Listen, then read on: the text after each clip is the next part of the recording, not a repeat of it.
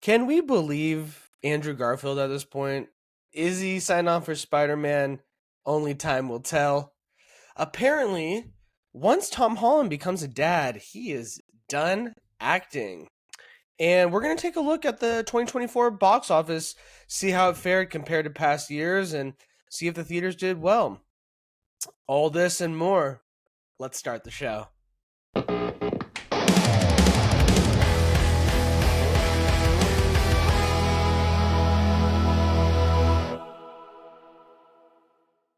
Welcome back to the Geek Gospel. I'm Evan Bernstein. Happy Friday, everyone. Hope you had a great week. We are wrapping up the holidays and the breaks and all that stuff, getting back to some kind of normalcy. However, this always happens at the end of the year, the beginning of the new year. News kind of slows down a little bit. And then, of course, when the Super Bowl happens, trailers start dropping again, news picks back up. Obviously, some stuff will come out in January, but it is a kind of slower news cycle right now, is what I'm realizing. But we got some good stuff. Before I get into it, I just want to talk about what I've been watching. So, I ended up finishing Squid Game season 2. Went through it really quickly. Overall impressions, I thoroughly enjoyed it. This is being set up to be a great 3 season arc is what it feels like. I saw a lot of people were a little upset that this ended in a cliffhanger, but it seems like they already filmed the third season. It's already put together. It's coming out in 2025. And this at least gave us a little taste because it had been 3 years since this first season dropped. And we talked about the effects of that happening. However, this bad boy had an insane amount of viewership in its first few days. I believe it had like 68 million views in its first 4 days. So yeah, it did really well and I really liked it. I thought the story was still compelling. The characters that they added were fun for the most part, some of them a little annoying, which I think they're supposed to be.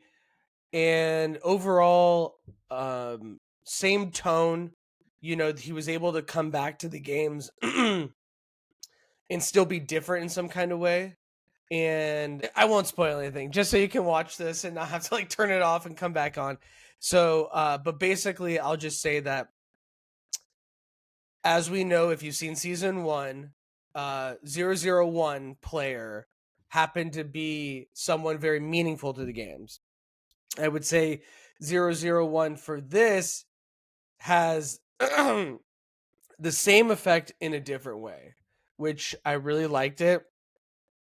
That is my way of letting you know without spoiling it. And I'm really excited to see how this ends. I think we're going to get probably like a June summer release, which is fantastic for, just water cooler talk in the summer. Like, I love those shows. I love that Stranger Things had that kind of effect. However, if this is coming out in June, how does that affect Stranger Things, the final season 5? So I'd rather get that. I really want to see how that ends. But Squid Game 2, overall, really enjoyed it. Highly recommend it. There is a huge cliffhanger at the end of the season, so don't be disappointed because the back half, the final half, is coming in about 6 months. So, yeah, that was really cool. Other than that, I'm caught up on Creature Commandos. Creature Commandos still turns really good shows or really good episodes out. They are a little short for my taste, especially with like such great character depth and characters in general. I want to spend more time with them, but this is a quick taste, and I'm sure season 2 will be even crazier. Season 1, it seems like it's really been set in this fictional city with the castle and the princess and stuff like that, and it kind of wanted to stay there. I think around episode 2 or 3, I'm like, oh, like we're not really going anywhere else. We are staying in this area for the long haul. But other than that, I mean, characters are great. I love Dr. Phosphorus's background it was given in this past week's episode 6, and um Alan Tudyk is fantastic. So I really hope we get to see him in live action. I think that's the plan. Probably we'll see him live action with Clayface too, since he voices that as well. But overall, I'm still liking the show, and I got some news coming up in that show that we're going to talk about soon. Other than that, I finally watched the Sonic movies. I set some goals out for having a couple weeks off from work that I would finish watching some stuff. So, as you guys already know, Day of the Jackal, finished Squid Game 2, watched Sonic 1 and 2. Really enjoyable movies. I mean, I think they're geared a lot more for children. But that being said, they're really, family friendly, fun. Jim Carrey is eating up the scenery as he does, so I think it's always great to see a goat like that continue to do his thing and entertain kids for another generation.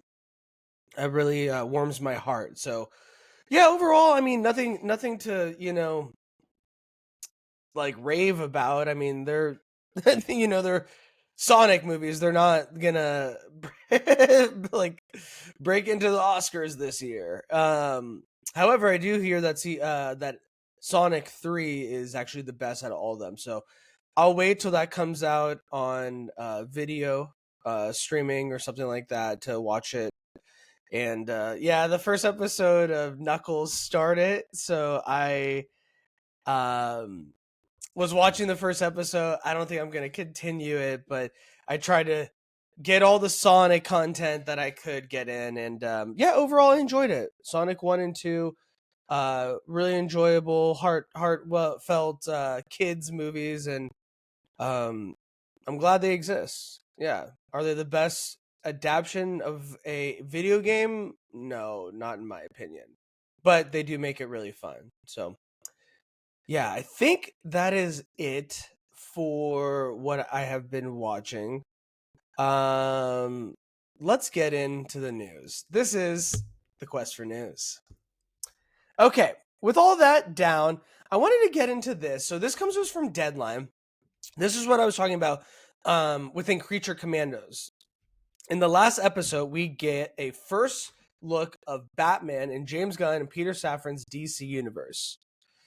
He was saying, we don't need to hear the origin story again. So, in the latest episode of Creature Commandos, we finally get a first look at Batman in the DC universe that James Gunn and Safran created. Episode 6 of the Max series offers the first glimpse of the Caped Crusader in this universe. In a new interview, Gunn revealed why there are a lot of silhouettes and not detailed shots of the superhero.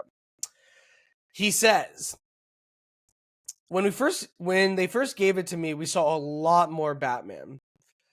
And I was saying, I'm not ready to commit to that. I'm not ready to commit to that. I'm not ready to commit to that. So I was just like, more silhouette, more silhouette, more silhouette. Creature Commandos is said to be the first series of the DC Universe Gunn and Safran have created, part of their Chapter 1 Gods and Monsters timeline. One of the film projects announced as part of this chapter includes Batman, the Brave and the Bold, a story of Batman and his son, Damian Wayne, who is this iteration of Robin. Gunn's decision to include Batman Creature Commandos was, quote, to show that Batman does exist. Gunn continues to say, he already exists in this universe, just like when we come to the Superman movie, we see Superman already exists. He's already known by the people in Metropolis. We don't need to hear the origin story again, he continued. That's just a way to introduce that Batman is a part of this universe. He's an important part of this universe. And he is an impact on it, including defeating such pretty dangerous, scary people like Dr. Phosphorus. So as I was saying, this is a very Dr. Phosphorus heavy episode, and we see that when Dr. Phosphorus starts becoming more of like a threat to Gotham in the way that he's building his empire and has his gang of thugs and he's starting to gain more power in Gotham. Then we see up in the window of the building Dr. Phosphorus is in, there's the silhouette of Batman, now you have his attention. Gud did also add that he loves Batman. He says, I've loved him since I was a little kid. He's one of my favorite characters. I've gone on record in the past when I was even at Marvel saying he is my favorite character. My favorite character is Batman. We're going to do great things with him. He's the most popular superhero in the world, and I can't wait for people to see more of him along with Superman together. Whew, I love that. So it was just a quick teaser trailer. The picture's right here. More silhouette. So even though he wants to tease that Batman is coming or that he is a part of this universe, he's not ready to commit on a bunch of different features of what Batman looks like, at least. So in the silhouette, we see the tiny ears, which was kind of different than the picture that we saw earlier where we saw a what would come in the future, and there was a lot of dead superheroes, and he had the longer horns. So he looks thicker. He looks big here. It looks like he has his utility belt. Looks like he could have the underoos like Superman as well, but I'm not quite sure. But that's our first look. It's not anything to write home about, but Batman is part of this universe. He is known. He's on the hunt for criminals, gaining power, keeping them in check. He already exists, and he's been around for a while, especially when, this iteration of Robin is Damian Wayne, his son, which means that there's already been a Dick Grayson, there's already been a Todd, there's been a Tim Blake. It seems like there's already been several Robins, and so he's been around. This signals that Batman's been around for a while. But yeah, it made me excited. It made me pissed that the other Batman 2 is delayed, but hopefully we get some news about the Brave and the Bold soon. At least give us a casting. I know a casting goes a long way. It makes you so excited because now you can finally picture it, and maybe in future animated stuff you can start using his voice and getting it down and getting him known, at least for the real hardcore fans. But we got our first look through Creature Commandos, and I like it. For what it is, I like it, and we'll stay tuned as we get more information. All right. With that down, I want to move on to this. And this comes to us from Screen Rant. Tom Holland was quoted saying, once he has children and becomes a father, he will just disappear off the face of the earth. Tom Holland shares when he will quit acting. While Holland is best known for playing Spider-Man in the Marvel Cinematic Universe, he also starred in the Pixar movie Onward. He did the movie adaptation of the Uncharted video game franchise. He was in Apple TV Plus's The Crowded Room. And in a year, he's going to be returning to be a part of a stellar cast for Christopher Nolan's upcoming The Odyssey. And as we know, he is developing a fourth Spider-Man. However, when he was speaking to Men's Health, he revealed that he will quit acting when he has children. He stated, when I have kids, you will not see me in movies anymore. Golf and dad, and I will just disappear off the face of the earth. This makes me sad. I think Tom Holland is a fantastic actor. I think that he, as of recent, he hasn't gotten his due. I would say that, Apple TV Plus's Cherry, who was from the Russo brothers, he was great in it. It did not fare well. It was not a great movie. The Crowded Room, he was great in it. Did not fare well. Was not a great show. Uncharted, the video game, he was enjoyable, as he usually is. However, the movie was not good and not received well. So he's kind of been on these string of projects where he's great in it, but the writing is not good. And I don't know who's choosing these projects for him, because he is a fantastic actor. The Devil All the Time, which was a Netflix movie, he was fantastic in. And it just goes on and on. For some reason, outside of Spider-Man, his team is not choosing great projects. I mean, even when he premiered a Spider-Man Civil War, he did The Lost City of Z, which was a true story about a British explorer, Percival Fawcett, who disappeared while searching for like the mysterious lost city in the Amazon in the 1920s. And he wasn't the main character. He was actually, I think, the son, but he was really good in that. He is fantastic in How I Live Now, which is really good. If you haven't seen it, it came out in 2013. It's more of like if World War III broke out, and he's great in that.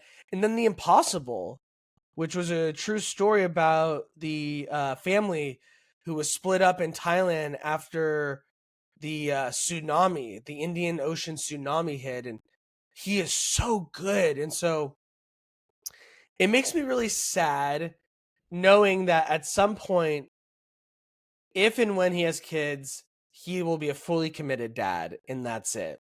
Because I feel like he has a lot more great acting to give us. However, I don't see this. I don't see this. I'm doing a double negative. I don't see this not being a possibility for him. And I say that because he's been with Zendaya for like 4 years. Zendaya is an A-list actress in her own right and fantastic. They are approaching 30 at some point soon, and Hollywood younger people have kids earlier.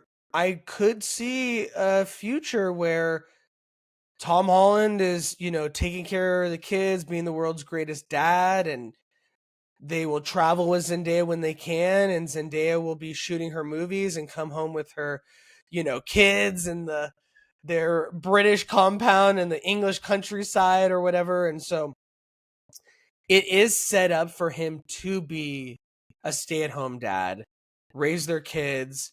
He has Spider-Man money.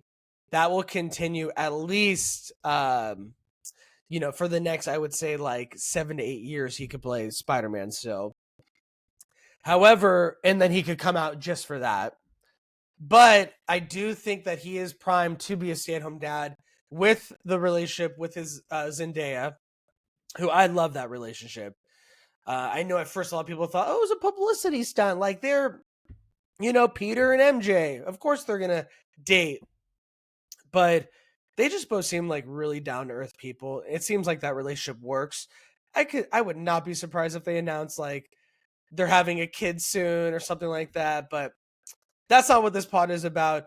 This pod is about loving Tom Holland's acting and wanting him to continue. But they do seem like great people. So if that's in the cards, I totally understand. I want to see more from him. I want his team to pick better material when it comes to writing to really show people what he's got. Hopefully the Odyssey can be that with Christopher Nolan. I mean, we see what he does with stellar casts, and he just makes banger after banger. So we'll see. Let me know what you think in the comments below. Have you seen any of the movies that I mentioned about Tom Holland? If not, check them out. Let me know if you like them, and we'll keep our eyes on that. Hopefully we get a little bit more Tom Holland before he disappears off the face of the earth. Okay, with that down, I want to move on to this. So speaking of Spider-Man, Screen Rant, amongst others, are reporting that Andrew Garfield has already signed on for the MCU Spider-Man 4. However, we've heard this before. I'm getting deja vu. And so is Andrew Garfield, who is saying, no one's going to trust anything I say. If you guys remember, back when No Way Home, the rumors were coming out that Andrew and Toby were going to be in the movie. He vehemently denied that they were going to be in the movie. And lo and behold, he was in the movie. So now he is saying, and I quote, This is an interview with GQ. He says, "I'm going to disappoint you. Yeah, no, but I know no one's going to trust anything I say from now on. It felt in line with my soul and was going to be fun. Maybe I'm going to have like 5 kids at some point. I'm going to need to start saving up for the school tuition or something." And maybe he's referencing like he needs the money to do another Spider-Man. So as of right now, Spider-Man 4 story details have been kept under wraps by Sony Pictures and the Marvel Studios, with the MCU audience actively trying to figure out what direction they will take with Holland's incarnation of the web crawler. Given that Spider-Man 4 will be released a little less than 3 months after Avengers Doomsday in 2026, the idea of another multiverse-centric story isn't out of the question, which would make a good case for Garfield to be a part of it. But based on Garfield's latest comments, this could be a case where he's telling the truth, because they could be in the midst of negotiations to have him back, or the negotiations haven't started yet. So it's all up in the air at this point. I'm so confused. I don't know what to believe. I mean, I do have to say, when it came to No Way Home, the way that that movie used Andrew Garfield and Tobey Maguire was fantastic. It didn't take away from Tom Holland, who's the main Spider-Man. This is his story. It only enhanced it. And it still gave love to what's come before in their respective franchises, in Tobey and Andrew's, and gave homage and love to that as well. It's not easy to do all these things in one fell swoop. And I think John Watts did such a great balancing job of balancing all these different storylines, but not taking away from Tom Holland's. So if they can do that again in the next one, I don't think they should. I think it was done perfectly. I think you should go grounded. But it doesn't seem like we're going to get that. So if you're going to do that, make sure that it doesn't take away from the main Spider-Man, Tom Holland's, and still give them their due. I think there's still more you can do with Andrew and Tobey's Spider-Man, especially Andrew's, who's I think was cut way too short after 2 movies. And so, yeah, I have no idea. I mean, last time they played with our hearts so much, and then, there was the doctored trailers to cut them out of it. But then we saw on-set photos, but then they were saying that was doctored as well. Who knows at this point? All I know is I love Andrew Garfield's Spider-Man. If they find a way to make it work and still be Tom Holland's movie, I'm all for it. So let's wait and see. Never going to trust what Andrew says. So we'll see if there's anything else that comes out. At least story-wise, will give us an idea of who will be in the movie, depending on what the story could possibly be. So let's stay tuned for that. I'm excited for Spider-Man 4.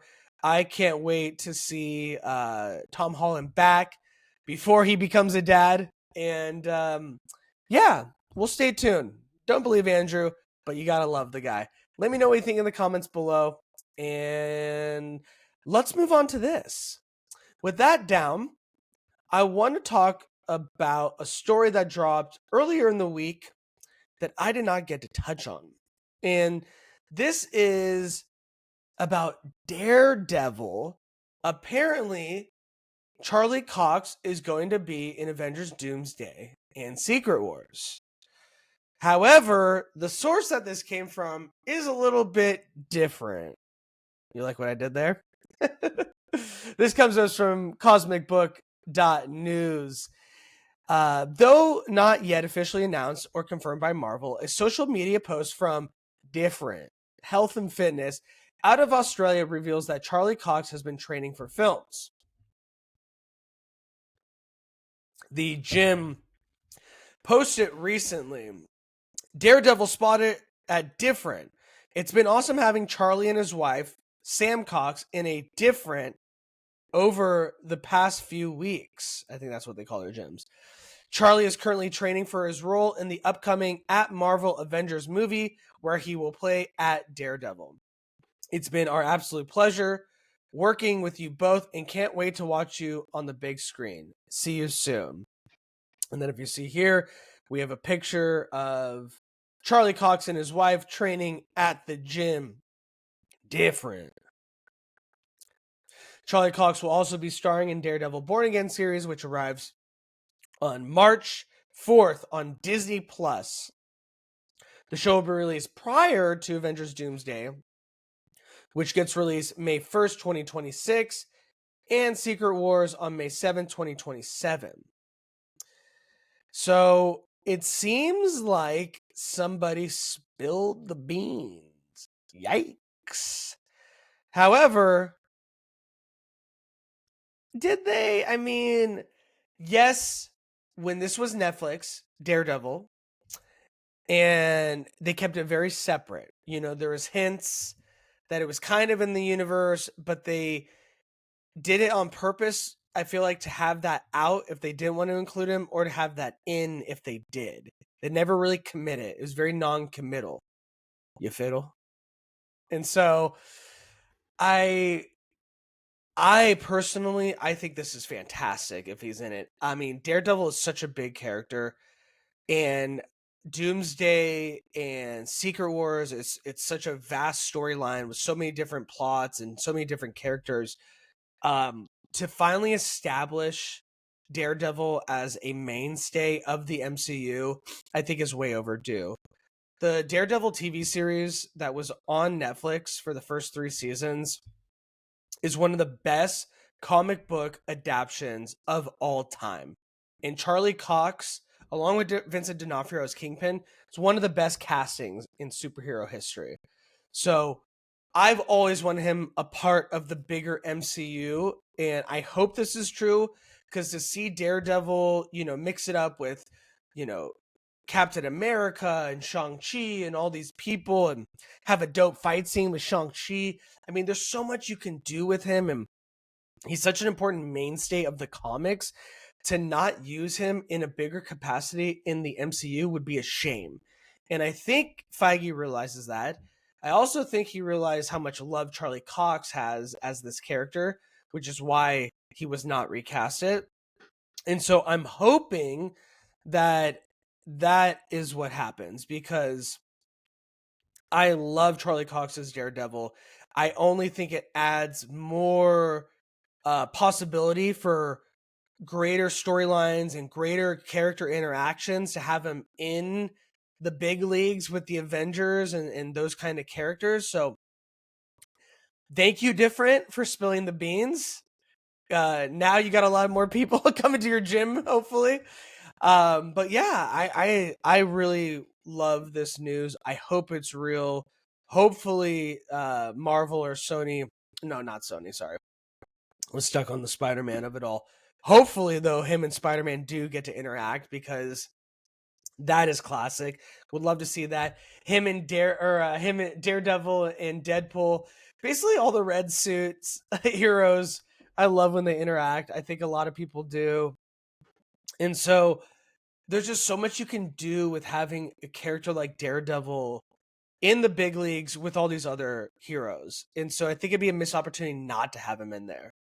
And I love that we are mixing more of the bigger characters who even have TV shows, and still giving them their due on the big screen, which I believe wasn't really happening before. It hasn't happened ever besides the Marvels, which unfortunately those were side characters. You know, like, I love Miss Marvel. I love that show. Fantastic. And I love Monica Rambeau, who was in WandaVision, and then they were both plucked and put in the Marvels. Unfortunately, it had been a long. I think there was other things that plagued that movie besides having them in it, but I do think there is a path forward for implementing people from the TV series into the mainstay big screen Marvel universe. I just think the Marvels was not the way to do it, and hopefully they can use Daredevil to kind of give you a map of how to do it the right way. Keep in mind, he is a very big comic book character and leading you know what I mean,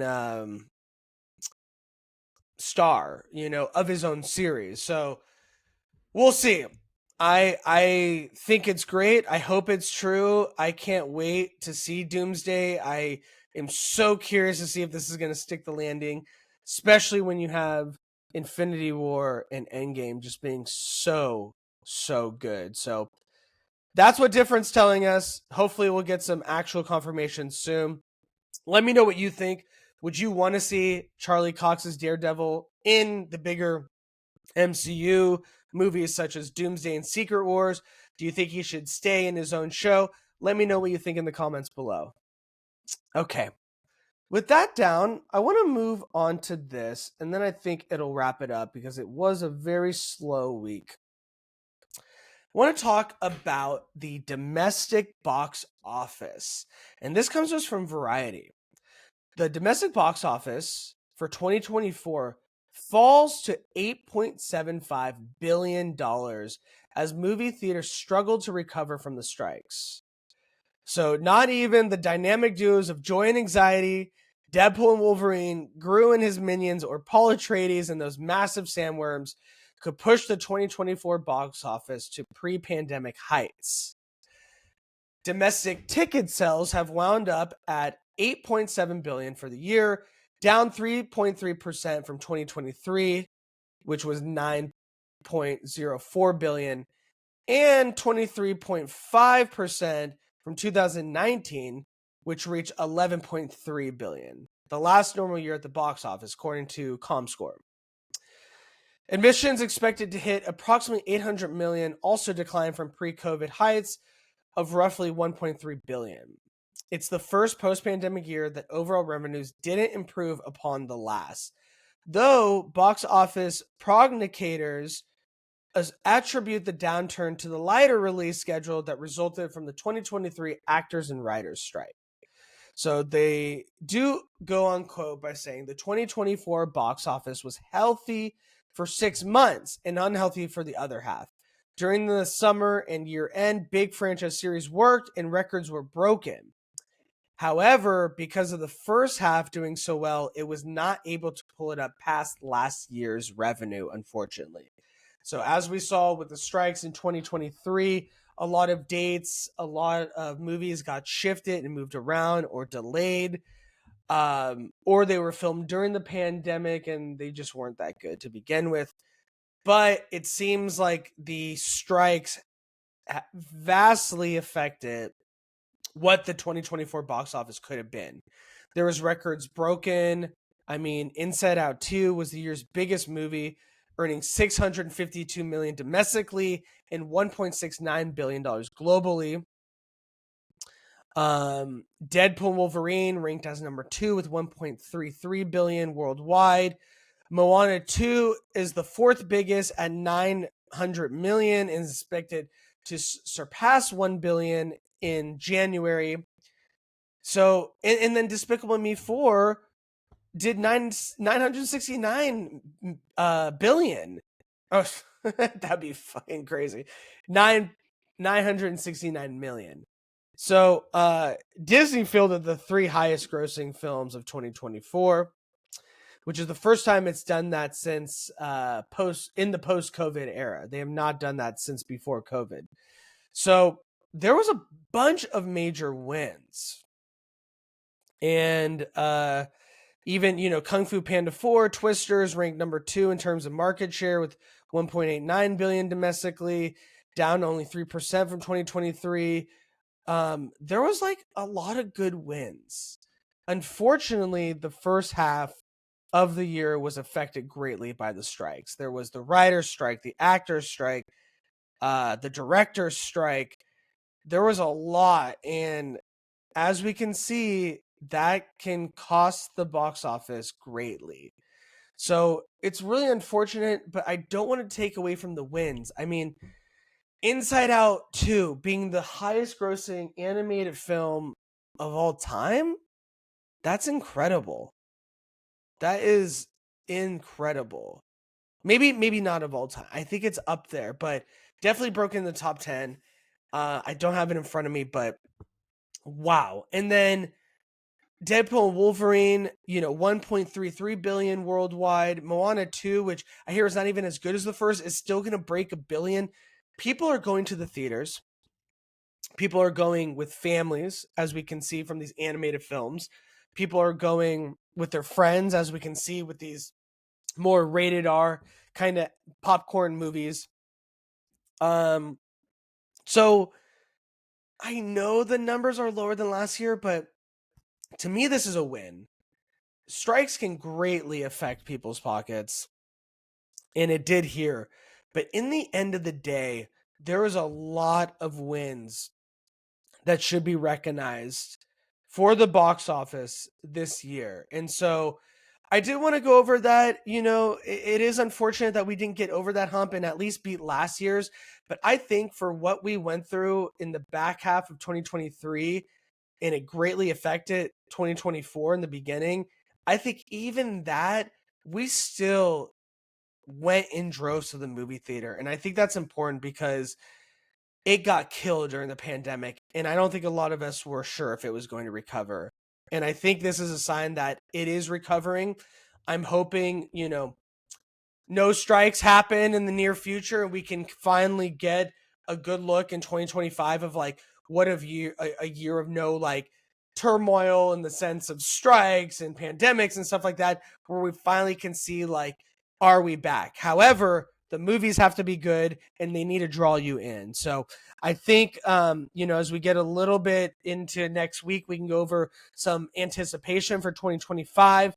I already know, Superman, Fantastic Four, Captain America. There's already big name movies that are coming out. So hopefully those can grab people's attention and bring them to the theaters. However, it's not a money thing to me. It's a sign that people are going to the movies. And that's what I love.